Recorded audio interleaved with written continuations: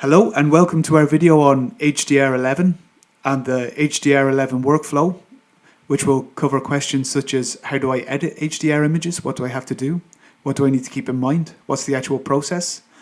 I prepared a few exposure ranges here. Let's take the exposure range at the bottom here and drag and drop it in the program to load it. I'm just moving it to the interface, which aligns the images for me. They're loaded, fused, and the depth map is generated. And what I now see here in the balanced preset is a finished HDR image. So we've completed the HDR fusion, the tone mapping is done, and we've already got a finished first version. Of course, we might not like it. So let's take a look at what you might want to pay attention to and what else you can do. To do that, I'll go up here to the Edit Exposure Bracketing area, to the HDR Fusion.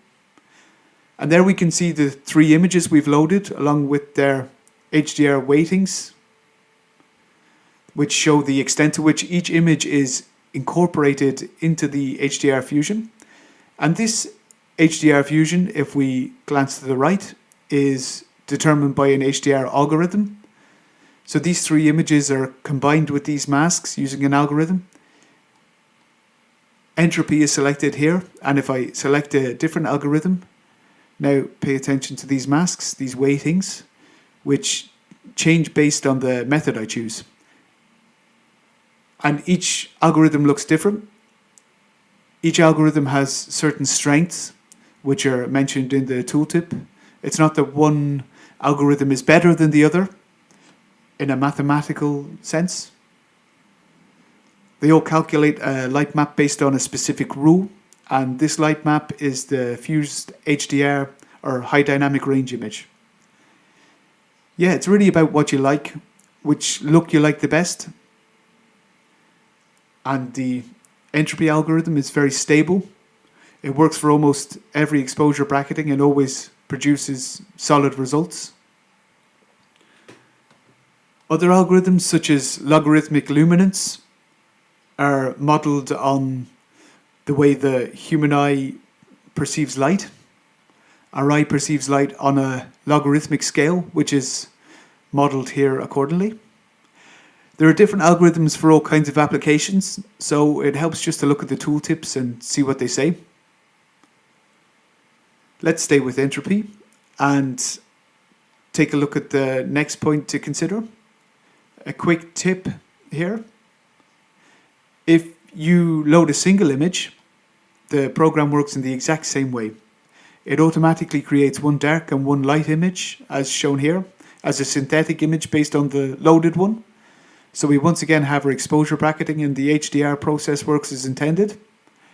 The insertion is made at this point because the next one, ghosting correction, is only relevant if you've actually made an exposure range with more than one image.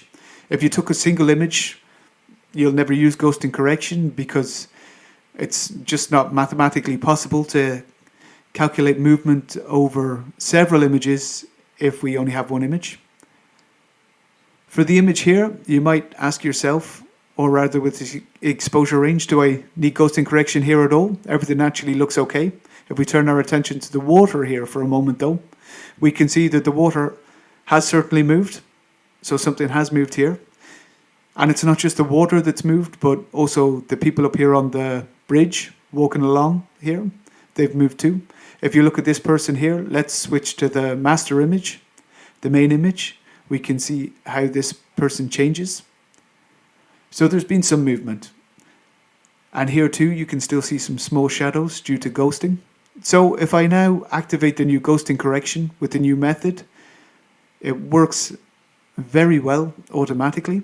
We can see that the water has been blanked out up here too. The mask is dark there. And we now mostly have the water from the middle image in our HDR Fusion. So you should always keep an eye on the ghosting correction just to ensure you've removed inappropriate movements. And once we've selected the algorithm up here and taken care of the ghosting correction if necessary, we can move on to image post-processing, where tone mapping is performed. Let's click on that. And now we're back with our HDR result image. The ghosting correction has actually made that a little more intense, a little crisper. And the next step is now to choose an HDR style. To define the basic look for all the presets, because the HDR styles up here are applied to all the presets. If you look down here at the presets, let's change the HDR style. We see that it's instantly applied to all the presets. Different styles are preset here: balance, light and shadow, details, grunge, aura, and the two new styles, monochrome and monochrome deep. That means you can also now make HDRs directly in black and white. A little tip at this point, let's scroll down a bit, and we can see that there are still some color presets here. But the basis of this HDR image with the tone mapping is black and white, and the color is then added to the preset as required through toning, for instance. And that's why these monochrome styles can still have color. If we add a sepia tone to the preset, for example, I myself would choose the HDR style grunge here. I can just see a bit more of the stars and the sky up here, but it's purely a matter of taste. Let's choose another preset. Maybe with a bit more detail in it. You can move around as you please. And once we've chosen a preset, let's use the details preset. Now we've edited all our basic elements. We've chosen the HDR algorithm for the fusion. We've taken care of the ghosting correction. We've chosen the HDR style and selected a preset. That all actually took 4 clicks if you want to do that. You don't have to, of course. It's down to your personal taste. Now we suddenly realize, oh no, I didn't correct the horizon at all. The object slanted to the right. Do I have to start all over again? No, you don't. You can just, and this is one of the real strengths of our programs, you can do anything at any time. Let's just switch to the row module where I can see the 3 exposures again. Now let's go to Distortion, where we can either use the horizon picker here to draw a horizon, or just change it manually. Maybe like this. Oops, now I've changed it again. Wrong click. So we've straightened the horizon a bit. There's still a slight fall to the right because the bank also goes off to the right at the back. I took the photo of the Thames at an angle, so the perspective automatically falls to the right. However, we can align it very well with the building, and if we want, we can also correct the perspective slightly here. Just use the vertical perspective slider.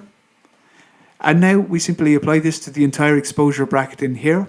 That's then automatically applied to all 3 images. We won't save this in the profile because it's a very specific correction. And as I mentioned, that's automatically corrected in each image in the exposure bracketing. A new ghosting correction is calculated, a new depth map is generated, and the tone mapping is recalculated with your preset, whichever one you chose. So you don't have to make any decisions in advance or stick to a specific order. We can now still simply change the algorithm to color mix, for example, or to luminance entropy. We still have our ghosting correction, our preset. Everything's still there, so nothing's lost. Everything can be done at any time, and once you're done with the basic image editing, you can use any of a huge number of modules if you wish. There are loads of them.